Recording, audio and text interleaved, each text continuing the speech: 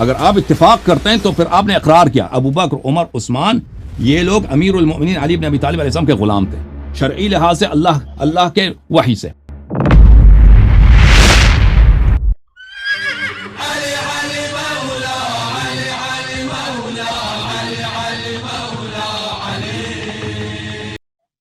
ہم اس موضوع پر اتفاق کرتے ہیں جو کچھ یہاں ہوا ہے، جو نبی علیہ الصلوۃ والسلام نے حضرت علی رضی اللہ تعالیٰ عنہ کے بارے میں کہا ہے اسے ہم مانتے ہیں، تسلیم کرتے ہیں، اس پر ہمارا ایمان ہے. آپ مانتے ہیں کہ ان کو سید السالار کا ہے من کنت مولا، جس کا میں آقا ہوں، جس کا میں جی بالکل مانتا ہوں. من کنتم مولا فہذا علی مولا، ہم بالکل اس چیز کو مانتے ہیں، یہ صحیح سند سے ثابت ہے اور متواتر ہے.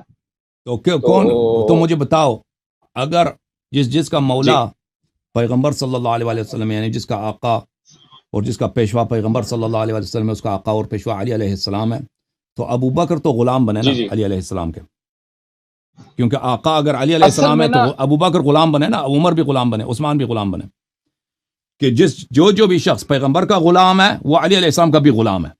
اگر آپ اتفاق کرتے ہیں تو پھر آپ نے اقرار کیا ابو بکر عمر عثمان یہ لوگ امیر المؤمنین علی بن ابی طالب علیہ السلام کے غلام تھے شرعی لحاظ سے اللہ کے وحی سے، پیغمبر صلی اللہ علیہ وسلم کے حدیث سے آپ نے اعتراف کیا، تو آپ اس کو مانتے ہیں؟ جی بالکل مانتا ہوں، لیکن اس میں ایک کوئی اختلاف ہی نہیں رہتا. تو بعد میں اختلاف یہاں سے پیدا ہوتا ہے کہ آپ لوگ اس سے تنزن غلامی کا ایک لفظ دیتے ہیں، تنزن کہتے ہیں، لیکن ہم تنزن نہیں کہتے. ہم یہ کہتے ہیں کہ تمام صحابہ سے افضل حضرت علی رضی اللہ تعالیٰ عنہ اس لیے ہیں کہ وہ اہل بیت سے ہیں. اگر اہل بیت کو میری بات سنیں نا، میں نے آپ کی سنی بات، اہل بیت کو اگر بیچ میں سے نکال دیا جائے اور صحابہ پر بات آ جائے تو صحابہ میں سے سب سے افضل حضرت ابو بکر صدیق رضی اللہ تعالیٰ عنہ ہیں. لیکن اہل بیت میں ہونے کی وجہ سے حضرت علی رضی اللہ تعالیٰ عنہ تمام اصحاب میں سے سب سے افضل ہیں. اچھا، وہ دوسرا جو میرا موقف تھا وہ میں آپ سے بتانا چاہتا ہوں تاکہ مختصر سے وقت میں بات کو پورا مکمل کر دیا جائے. وہ میرا موقف اس سے پہلے کہ آپ دوسرا موضوع لے کے آئے نا، ایک شخص کو رسول پاک صلی اللہ علیہ وسلم نے اس کے متعلق کہا کہ جس کا میں مولا ہوں. مولا سے کیا مراد ہے؟ آقا، یعنی جس کا حق اطاعت ہے. یعنی رسول صلی اللہ علیہ وسلم ہمارے آقا ہیں، اس کا کیا مطلب ہے؟ آقا ہیں یعنی وہ جو حکم دے، ہمارے سید ہیں، ہمارے سردار ہیں، یعنی وہ جس طرح کا فیصلہ سنائے، ہم سے کہہ دے کہ بھئی تو اس طرح کرو، اس طرح کرو، یہ نہ کرو، تو ہم پہ واجب الاتباع ہے، کسی کو مخالفت کا ذرہ برابر بھی حق نہیں ہے. تو فرمایا کہ وہی جو اختیار مجھے ہے وہ امیر المؤمنین علیہ السلام کو وہی مقام حاصل ہے، آقائی اور سالاری اور سیادت وہی حاصل ہے. تو ہم یہ طنز کے طور پہ نہیں کہتے، ہم واقعاً پیغمبر صلی اللہ علیہ وسلم کے غلام ہیں، غلام سے بھی روح سے آتا ہے. آپ طنز کے طور پہ کہتے ہیں، طنز کے طور پہ کہتے ہیں. بالکل طنز پہ نہیں کہہ رہا بھائی. ایک شخص جب آقا بنتا ہے، دوسرا اس کا کیا بنتا ہے؟ اس کا غلام، نوکر ہی بنتا ہے، غلام ہی بنتا ہے. اگر وہ یہ ایک طرفہ رشتہ نہیں ہے، یہ دو طرفہ رشتہ ہے بھائی. ایک شخص اس طرح تو نہیں کہا کہ میں عالم ہوں. اگر ایک شخص عالم ہے تو یہ دو طرفہ رشتہ نہیں ہے، وہ عالم ہے بھائی. لیکن اگر ایک شخص کو کہتے ہیں وہ آقا ہے تو اس رشتے کے دو طرف ہیں. وہ کسی کا آقا ہے نا، کس کا آقا ہے؟ جس کا پیغمبر صلی اللہ علیہ وسلم آقا ہیں، اس کا امیر المومنین اسلام بھی آقا ہیں. تو پیغمبر اگر ہمارے آقا ہیں تو یہ دو طرفہ رشتہ ہے. ایک طرف آقا ہے، ایک طرف سید سالار ہے، دوسری طرف ہم ہیں، غلام ہیں. ٹھیک ہے نا؟ تو یہ ہم طنز کے طور پہ نہیں کہہ رہے، حقیقت کے طور پہ کہہ رہے ہیں کہ بقیہ پوری امت کو غلام بنا دیا پیغمبر صلی اللہ علیہ وسلم نے. پوری امت کو غلام بنا دیا، نوکر بنا دیا، تابع بنا دیا، مطیع بنا دیا کہ ان کا فرمان سنو. تو آپ کہہ رہے ہیں ابو بکر افضل ہے. بھائی آقا اور نوکر میں کیا تقابل ہے؟ کیا ابو بکر افضل ہے؟ آپ نے غلط بات کی. میں بتاتا ہوں آپ نے بات مکمل کر دی، میں بتاؤں اب؟ جی سر بتاؤ. سب سے پہلے تو آپ نے بار بار مجھے یہ کہا ہے کہ حضرت ابو بکر صدیق رضی اللہ تعالیٰ عنہ اور تمام اصحاب اہل بیت کے غلام ہیں. ایسا ہی ہے؟ میں نے یہ کہا ہی نہیں ہے کہ وہ غلام نہیں ہے. میں نے کہا ہے کہ غلام ہے، خادم ہے، اہل بیت سب سے افضل ہے. میں نے جب یہ کہہ دیا تو بات ختم ہو جاتی ہے اس میں. اب تنزن کی باری جب آ جاتی ہے نا، میں یہ کہہ رہا تھا کتنے اچھے الفاظوں میں کہ اہل بیت تمام اصحاب میں سے حضرت علی رضی اللہ تعالیٰ عنہ تمام اصحاب میں سے سب سے افضل ہیں. ٹھیک ہے، اس میں اب وہ غلامی بھی آ جاتی ہے، خادم بھی آ جاتے ہیں، نوکر بھی آ جاتے ہیں، سب الفاظ آ جاتے ہیں، لیکن ہم نہیں بولتے. آپ لوگ اس لیے بولتے ہیں کہ آپ کو چڑ ہے. آپ کو اصحاب رسول سے اور خاص طور حضرت عمر فاروق رضی اللہ تعالیٰ عنہ سے، حضرت عثمان بن عفان رضی اللہ تعالیٰ عنہ سے، اور حضرت ابوبکر صدیق رضی اللہ تعالیٰ عنہ سے. اچھا، اب میں جس مقدمے کے لیے یہاں آیا ہوں آپ سے بات کرنے کے لیے، وہ اب ہے اگر چاہیں حضرت ابوبکر صدیق اب رضی آپ اللہ اسی تعالیٰ نقطے عنہ کی پہ خلافت. آپ نے جو ابھی جو اعتراف کیا نا میرے بھائی کہ امیر المؤمنین جی جی علیہ الصلوۃ والسلام آقا ہیں، اور پیغمبر صلی اللہ علیہ وسلم نے نہیں فرمایا کہ یہ اس لیے کہ میرے اہل بیت میں سے ہیں اس لیے وہ آقا ہیں، فرمایا کہ یہ آقا ہیں، ٹھیک ہے نا، اللہ کے حکم سے، کیونکہ وہ نبی صلی اللہ علیہ وسلم کوئی چیز ڈلیور نہیں کرتا، تبلیغ نہیں کرتا، نہیں سکھاتا، مگر یہ اللہ کا حکم ہو. وما ينطق عن الهوى ان هو الا وحي يوحى، اس طرح نہیں ہے کہ وہ اپنے سے بنا دے، تو یہ اللہ کے حکم سے. جب اللہ نے نہیں کہا کہ اس لیے کہ وہ رشتہ دار ہے اس لیے وہ آپ کا آقا، یہ نہیں فرمایا. اللہ کے نزدیک یہ رشتہ داری وغیرہ کوئی ملاک نہیں ہوتی، اللہ کے حکم سے وہ پوری امت کے مولا ہیں، اور اس امت میں شامل صحابہ بھی ہیں سب. اور یہ میں اگر آپ سمجھے نا کہ میں نے آپ کو اذیت کے طور پر، طنز کے طور پہ نہیں کہا، حقیقت کے طور پہ کہا. پوری امت کے اختلافات حل ہو جائیں گے اسی بات کو، اگر آپ اسی بات کو جو ابھی آپ نے کہا مان لینا کہ امیر المؤمنین علیہ السلام آقا ہیں، ان کا حکم واجب الاتباع ہے پوری امت پر، من جملہ ابو بکر عمر عثمان، جس طرح رسول پاک صلی اللہ علیہ وسلم کا حکم. جی تو اس سے ان کی خلافت باطل ہو جاتی ہے، خلافت بلا فضل ثابت ہوتی ہے امیر المؤمنین علیہ السلام کی. بالکل. کیسے؟ اب اگر اس سے زیادہ کیا واضح ہو کہ خلافت ابو بکر کی کیوں باطل ہوتی ہے؟ کیونکہ جب اس کا آقا موجود ہے، جب اس کا آقا موجود ہے تو اس کو حکم چلانے کی کیا نوبت؟ غلام کو کوئی ہے باری آتی حکومت کرنے کی؟ جب اس کا آقا موجود ہے، اس کا سالار موجود ہے، اس کا پیشوا موجود ہے، جی ہاں، جس کا اس کے حق اطاعت پر ہے، تو کیسے وہ اس کو حکومت کی باری آتی ہے کہ وہ اس پہ حکم چلائے؟ آپ میری اچھا بات ٹھیک ہے، میں مان لیتا ہوں. آپ من کنتم مولا فہذا علی مولا کی جو تفصیل ہے نبی علیہ، میرے سوال پوچھ رہے، سوال میں کہہ رہا ہوں، اس کے بعد آپ بول لیجیے، جتنی دیر آپ نے بولنا بول لیجیے، کوئی مسئلہ نہیں.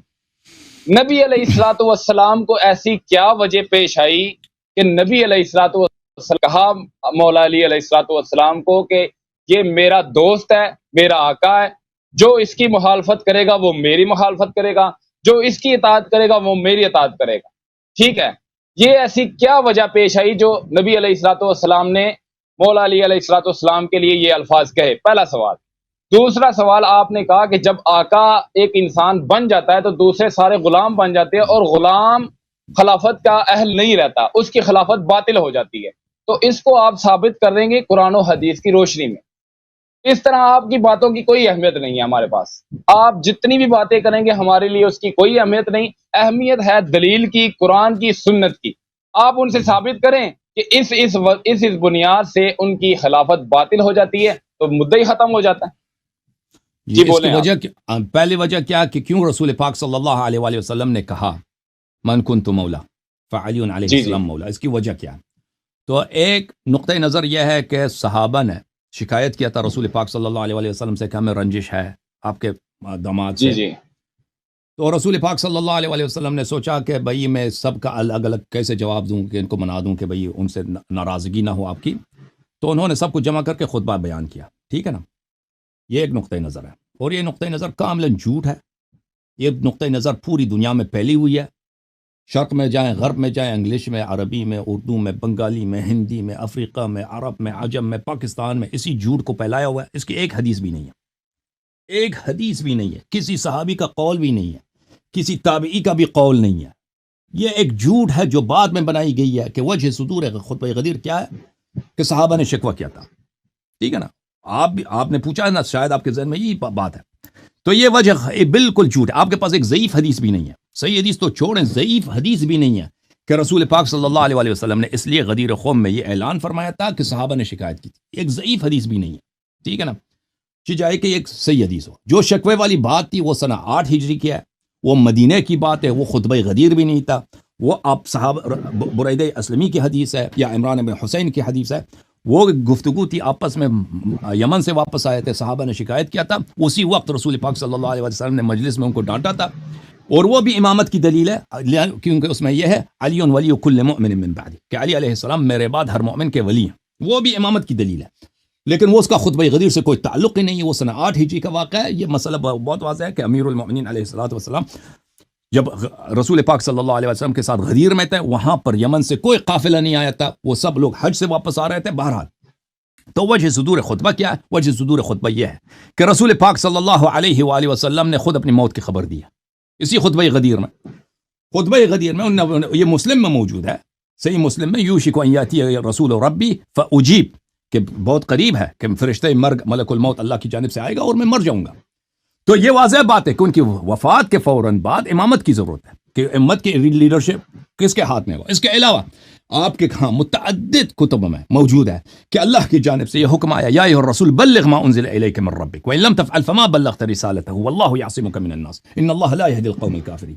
اللہ نے کا حکم آیا کہ اے رسول تبلیغ کیجئے, تبلیغ کی. اور در منثور میں یہ اسی آیت کے ذیل میں عبداللہ ابن مسعود کا قول ہے کہ ہم اس آیت کو اس طرح پڑھتے تھے رسول پاک صلی اللہ علیہ وسلم کے زمانے میں, یا ایھا الرسول بلغ ما انزل الیک من ربک فی علی, وہ بات جو ہم نے علی علیہ الصلوۃ والسلام کے متعلق آپ پہ نازل کی ہے, آیت کو ہم اسی طرح پڑھتے تھے, اس کو آپ تبلیغ کیجئے, تبلیغ کیجئے. تو یہ آیت وجہ صدور خطبہ کیا, اللہ کی جانب سے حکم.